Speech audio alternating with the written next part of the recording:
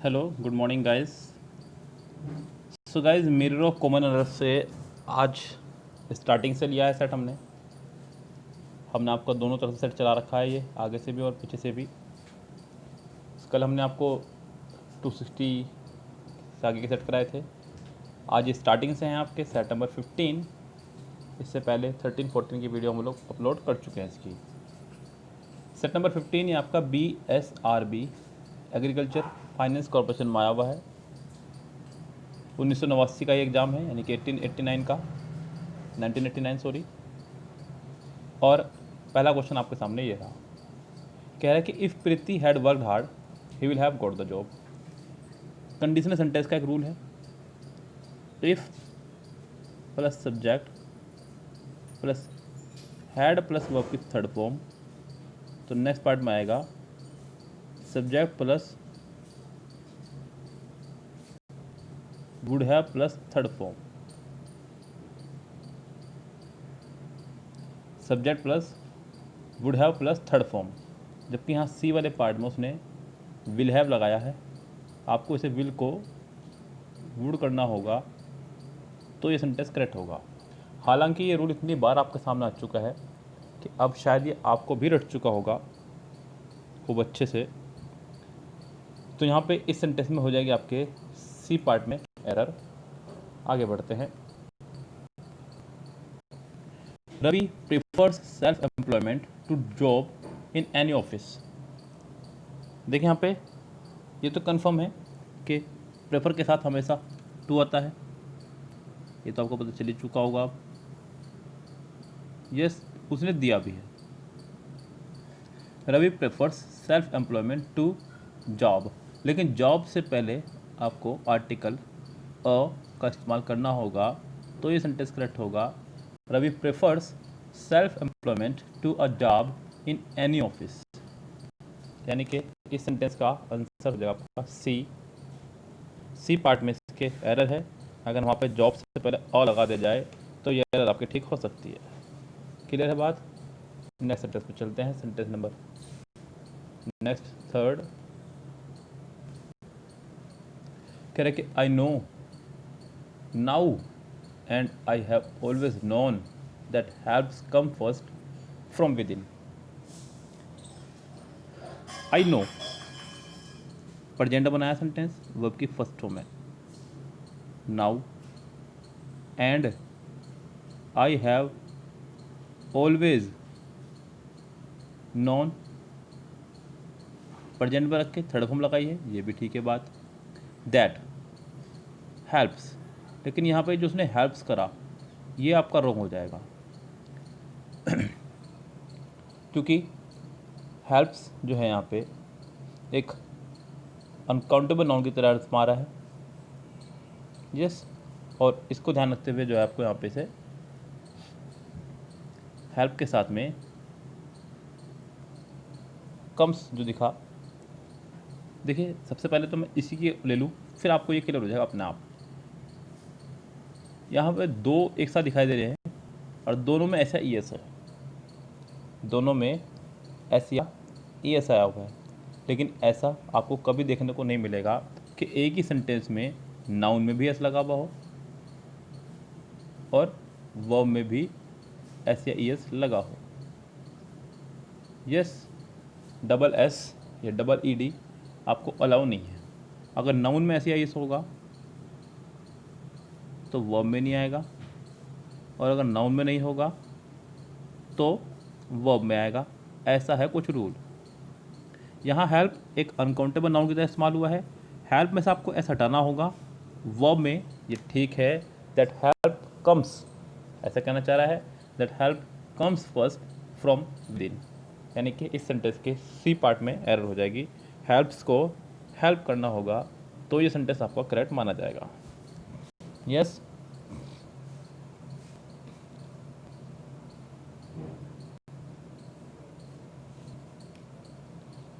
Next sentence देखिए, कह रहा है कि as soon as he reach the venue he inquired from the superior about the closing time of the examination. As soon as he reach the venue, ये sentence में उसने as soon as लगाया, आपने नो सूनर और than का structure पढ़ा होगा। ये उसी का ही भाई है, बस अफर्मेटिव वाला भाई है।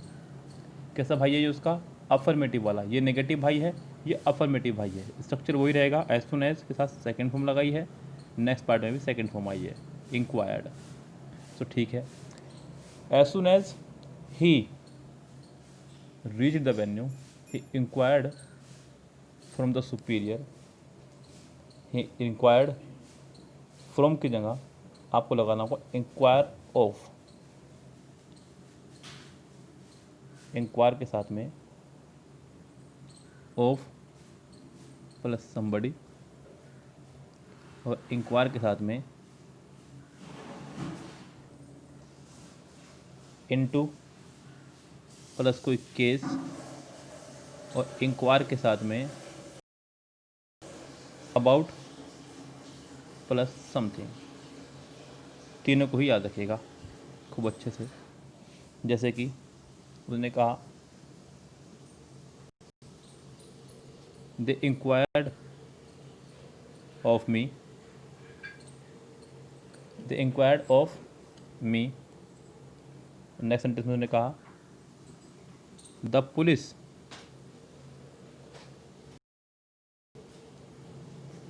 Inquired into the case, into the case. और उसने नेक्स्ट में उसने कहा he inquired about the result. Yes, ये तीन तरह से स्ट्रक्चर बनाया। इंक्वायर के साथ ऑफ लगाया तो समबडी, इनटू लगाया तो केस, अबाउट लगाया तो समथिंग। तो इन चीज़ों से आपको बच के रहना है, इन्हें खूब अच्छे से रखना है। यहाँ भी सेंटेंस में इंक्वायर के बाद आया है समबडी, तो आपको लगाना होगा ऑफ। अगर यहाँ पर कुछ समथिंग होता तो अबाउट, केस होता तो आपको पता ही चल चुका है। आप आगे बढ़िए। नेक्स्ट सेंटेंस, फिफ्थ सेंटेंस में कह रहा है कि we did not participate in the programme yesterday due to this reason. We did not participate in the programme yesterday. Sentence के आखिरी में आया है यस्टरडे, लास्ट,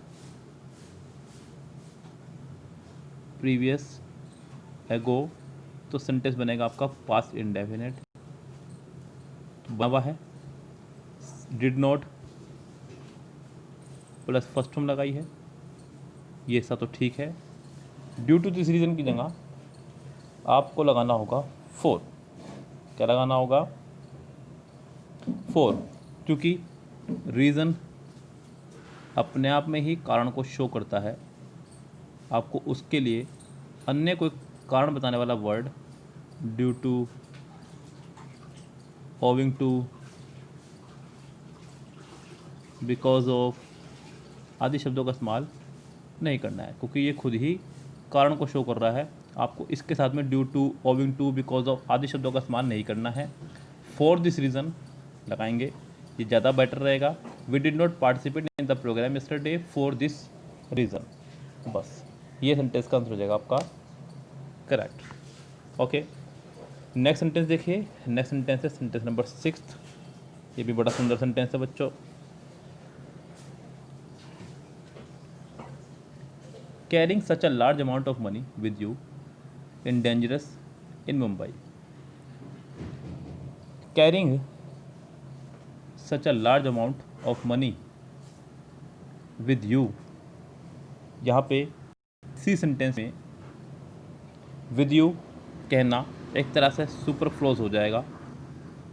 अभी थोड़े दिन पहले ही आपका चैप्टर में फिनिश किया हमने सुपर फ्लोज। यस, उसके कुछ रूल्स बताए थे आपको बहुत सारे। यहाँ पे भी उसी तरह से गलती है। यहाँ पे कह रहा है कि carrying such a large amount of money with you is dangerous in Mumbai.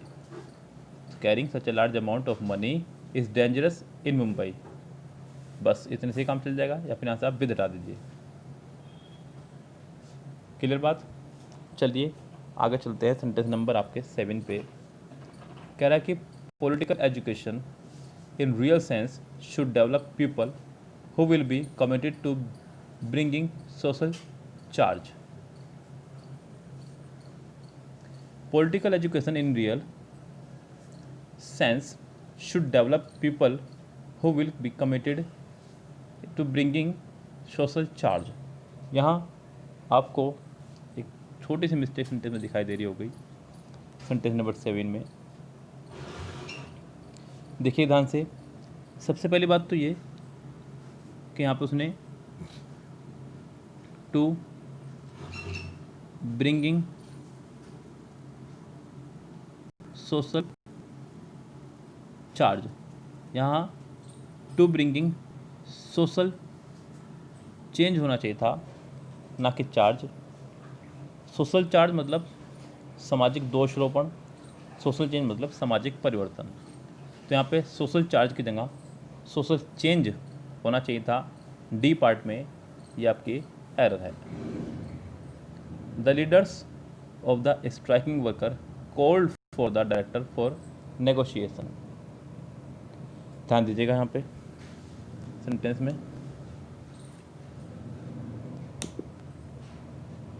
ध्यान दीजिएगा, यहाँ पर उसने कहा द लीडर्स के साथ जो उसने ऑफ स्ट्राइकिंग वर्कर्स वाला पोर्शन है उसको कट कर दीजिए। यहाँ पर इसके हिसाब से उसने लगाया कॉल्ड फॉर आपके एक फ्रेजल वर्ब है, जिसको मैं भी अपनी फ्रेजल वर्ब की वीडियो में समझा चुका हूँ आपको पहले ही। कॉल फॉर मतलब मांग करना, क्या करना, मांग करना, पैसे वगैरह की या किसी भी चीज़ की। Yes, call for the directors for negotiation, जबकि यहाँ पे होना चाहिए आपका कॉल ऑन, यानी कि एक कहीं पे छोटी सी विज़िट करना। कॉल ऑन मतलब घूमने जाना, कहीं छोटी सी विज़िट करना। The leaders of the working striking workers called on the directors for negotiation, उन्होंने एक छोटी सी विज़िट करने के लिए उनसे रिक्वेस्ट की है। नेक्स्ट सेंटेंस देखिए, sentence number 9। India's independence had been a result of the sacrifice of many patriots. India का जो आज़ादी है ये एक परिणाम है हजारों देशभक्तों की सेक्रीफाइस का। India's independence has been a result of, देखिए ये रिज़ल्ट अभी भी है, यानी कि याद रखना कि भूतकाल की कोई ऐसी घटना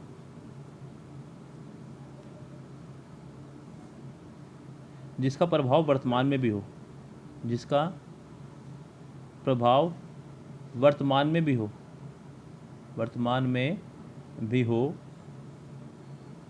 वह वाक्य प्रेजेंट परफेक्ट बनता है। क्या बनता है? प्रेजेंट परफेक्ट, यानी कि हैज़ हैव प्लस वर्ब की थर्ड फॉर्म में। यहाँ पे भी इंडिपेंडेंस का प्रभाव हम पे अभी तक भी है, तो यहाँ पे हैज़ बीन की जगह, हैड बीन की जगह आपको हैज़ बीन लगाना होगा। यस, सो ज़्यादा बेटर रहेगा इस सेंटेंस में, बी पार्ट में हैड बीन को हैज़ बीन ही करना होगा, तो ही सेंटेंस आपका करेक्ट माना जाएगा। चलिए नेक्स्ट सेंटेंस देखते हैं, सेंटेंस नंबर 10 और लास्ट सेंटेंस है आपका। कह रहा है कि considering the gravity of the problems an early reply I was expected. Considering the gravity of the problems an early reply. अब यहाँ पे सेंटेंस में देखें 10 में, तो यहाँ पे कंसिडरिंग एज ए सब्जेक्ट आया है। Considering the gravity of the problems को आप कट कर दीजिए, प्रपोजिशन के बाद है। एन अर्ली रिप्लाई, अभी तक यहाँ कहीं भी वर्ब नहीं आई है, वर्ब है आपकी वॉज। अब उससे पहले उसने लगा दिया आई, अगर आई लगा दूँ उससे पहले तो ये वर्ब हो जाएगी इसकी, फिर इसकी वर्ब कहाँ गई? अभी तक इस पूरे सब्जेक्ट की वर्ब नहीं आई है कहीं भी, तो आपको यहाँ से आई हटाना होगा। ये वर्ब काम करेगी इसी के लिए, आपको यहाँ से आई हटा करके कंसीडरिंग का वर्ब इसे बनाना होगा, तो ये सेंटेंस आपका हो जाएगा करेक्ट। क्लियर बात? यानी कि इस सेंटेंस में डी पार्ट में आपको आई हटाना होगा, डी पार्ट में इसके एरर मानी जाएगी। तो ये था आपका मिरर ऑफ कॉमन एरर से सेट नंबर 15 स्टार्टिंग से। इवनिंग में मिलते हैं आपको इसी बुक के साथ में एंडिंग से। फ़िलहाल तब तक के लिए आपसे लेते हैं विदा। जो स्टूडेंट अभी अभी हमसे चैनल से जुड़े हैं, अभी वीडियो देख रहे हैं, चैनल को कर लीजिए सब्सक्राइब और बेल आइकन दबा लीजिए, जिससे कि आपको आने वाली वीडियोस के नोटिफिकेशन मिलते रहें। और अगर आप नहीं करना चाह रहे हैं तो आराम से कर लीजिएगा, आपकी मर्ज़ी है। फिर आज चलते हैं। Goodbye, have a nice day.